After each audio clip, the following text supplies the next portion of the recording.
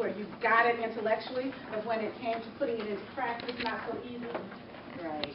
That's because we have to develop new behaviors. Particularly, we have to develop new habits. The book, The 7 Habits of Highly Effective People, really means that there are certain things that exceptional people do that give them the results that they want, and they've done them consistently enough that we can say these things, these behaviors, these decisions are common among people who are really effective or successful. So we can do that for ourselves. We're going to talk about habits now. If you'll go back to your workbook, we left off, I believe, on page 14. Is that right? Top is enough, I know the pages are hard. That might say something. I don't know if that's a good thing or not. All right, we're going to talk about habits.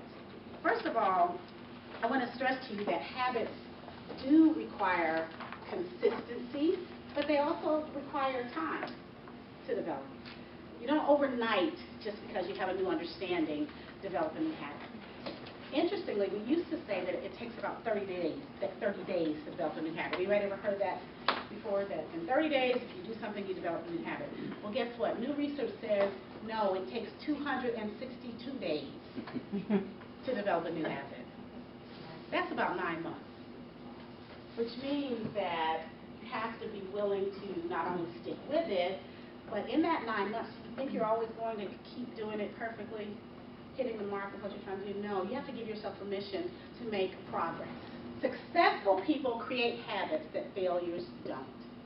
In fact, successful people usually have habits that are quite different than people who are just marginally successful. The greatest people, the people who are excelling beyond and above the rest of others in their field or in their profession, are people who do things that may even seem odd sometimes to other people, but it is the thing that takes them to the next level.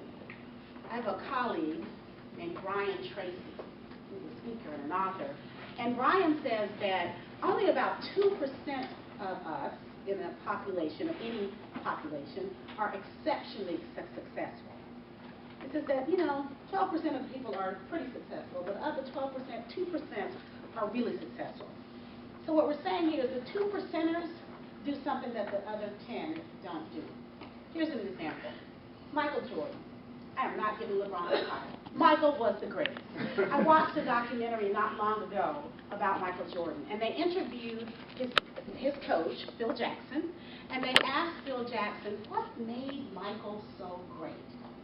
And Phil Jackson said, we would review the film of the previous game as a team. We'd watch it a couple of times, and we'd point out where the weak areas were. Michael would always request to keep the tape on his own, and he would sit and watch that film over and over. But when he was watching it those third and fourth times, Michael wasn't looking at what anyone else was doing but Michael. So essentially, Michael Jordan was always competing against himself. And we see how that worked for him. So I want you to think about what are the things that I can do that can take me to the next level. I can tell you one thing, you're doing the right thing about being around other successful people. Don't think you have to go in, be the person who knows everything, work in isolation. But you do want to soar above, kind of like eagles. You ever notice that eagles soar above other birds?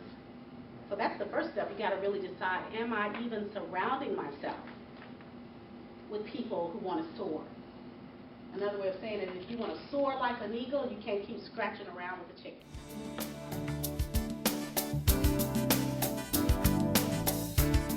We are definitely more people-oriented in our functions than just task-oriented. Did you know we spend 75% of our waking hours at work? That means most days you're with the people that you work with longer than the people you live with. So if that's the case, the people interaction, the interpersonal skills become very, very important. Very important.